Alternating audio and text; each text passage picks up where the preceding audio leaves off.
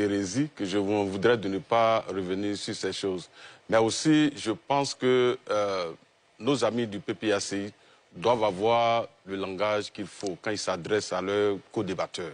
On n'a pas besoin, ce n'est pas nécessaire de s'attaquer tout le temps. Traiter les gens de domestiques, d'ignorants. Ça a été retiré. De fantasmes, d'ignorants, de domestiques. Bon, ça ne me surprend pas, vous êtes de l'école du président Laurent Gbagbo. Alors, je vais revenir sur un certain nombre de choses qui ont été dites en disant que la commission électorale en 2010 n'a pas pu proclamer les résultats, c'est pas vrai. D'abord, comme Arthur l'a dit, vous avez tenté d'empêcher la commission électorale indépendante de faire son travail, mais elle a proclamé les résultats. Mais mieux, ce n'est pas la commission électorale indépendante qui a créé la crise, c'est bien M. Yao Paul Ndré qui a été envoûté par le diable et qui a coupé, comme il a dit, 13 départements dans le bastion de son adversaire. C'est comme si, Ali, on coupait aux États-Unis, c'est-à-dire New York, Californie, donc qui sont les bases donc, des démocrates, et le républicain, le candidat républicain, il se proclame vainqueur. Vous trouvez ça normal? Et vous êtes assis là, vous êtes heureux avec ça. C'est sur la base de quelle loi M. Yao Paul Ndré a sectionné une partie importante donc, des résultats pour proclamer M. Laurent Gbagbo vainqueur? Mais visiblement, il a été envoûté par le diable. Et ça, je le comprends.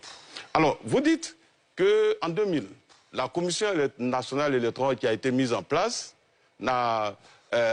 Laurent Gbagbo n'était pas, et que ce sont les autorités de la transition qui l'ont mise en place. Mais vous étiez membre donc de ces autorités. Vous étiez membre du gouvernement de la transition.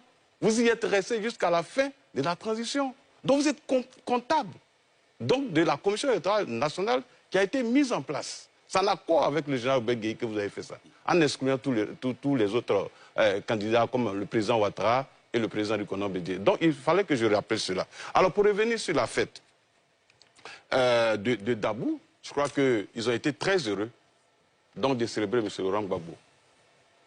Mais c'est parce qu'en 2011, 11 avril 2011, il a fallu un homme d'État suffisamment responsable pour garantir la vie de M. Laurent Gbagbo. Ça aurait été vous.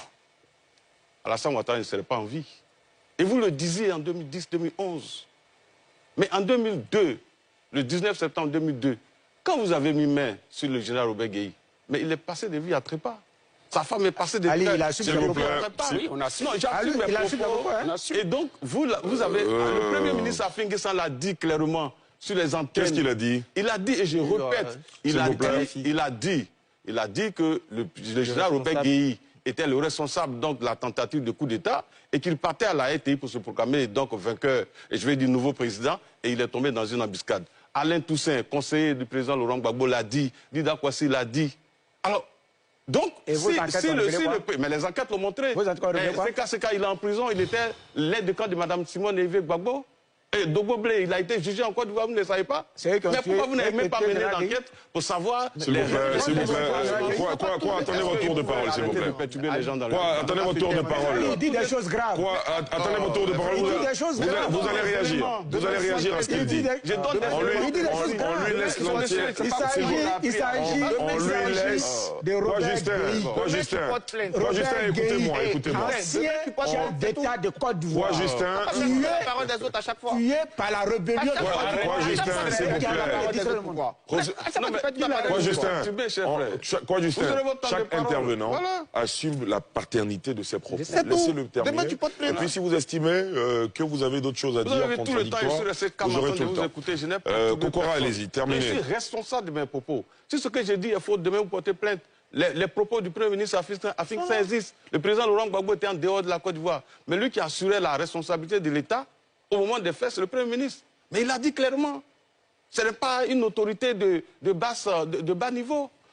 Donc c'est pour vous dire, le 11 avril 2011, c'est parce que le président Ouattara s'est battu. Il a donné des instructions fermes pour que la vie de M. Laurent Gbagbo soit sauve. Et qu'il a envoyé, et qu'il a permis qu'il ait droit donc, à un tribunal totalement indépendant, donc il l'a acquitté. Et ça, c'est parce qu'il a respecté la vie de ce monsieur. Sinon, si c'était Alassane Ouattara que vous aviez arrêté, mais il n'aurait pas droit à la vie. D'ailleurs, tous ceux qui partaient rendre visite à ceux qui étaient au Golfe, quel était le sort qui leur était réservé? Mais c'était la mort. Donc vraiment, et comme il a dit, le débat, ce qu'on attendait au-delà de tout ce que j'ai dit, Ce qu'on attendait du président Laurent Gbagbo, c'est qu'il nous donne vraiment un projet de société, un programme de gouvernement. Mais de tout ce que vous avez entendu, a-t-il parlé de la Côte d'Ivoire, de l'avenir du pays? J'ai noté 3 temps forts. Il a parlé donc de l'histoire de son père qui a fréquenté à Dabou en 1932. Après, il a parlé du Mali. Et après, il a parlé de la CEI. Voilà tout ce qu'il a dit. Sur la question donc de la jeunesse, zéro. Sur la question donc de l'éducation, aucun projet de société. Sur la question donc de l'insertion des jeunes, qu'est-ce qu'a-t-il proposé? Donc vous payez transport pour aller écouter ce genre de choses. Vous êtes heureux. Mais la Côte d'Ivoire n'est pas liée à la renaissance de M. Laurent Gbagbo. Vous ne parlez pas de l'avenir des Ivoiriens et vous dites non, on veut arriver au pouvoir. Avec quel projet? Vous voulez venir changer quoi dans le pays? Alors que hier vous y étiez, vous avez échoué.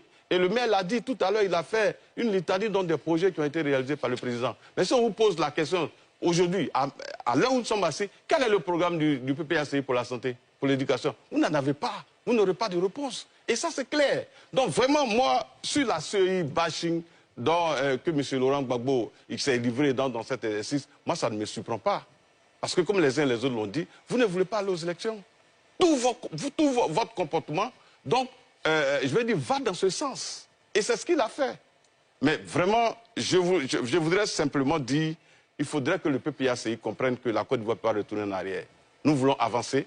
Il faut aider les Ivoiriens à avancer. Maintenant, si vous pensez que vous n'êtes pas prêts pour aller aux élections donc en 2025, mais il est mieux de vous préparer et d'attendre 2030. Parce que personne ne va accepter que vous créez une crise artificielle dans le pays. Et ça, personne ne va vous suivre dans cette démarche-là. Merci.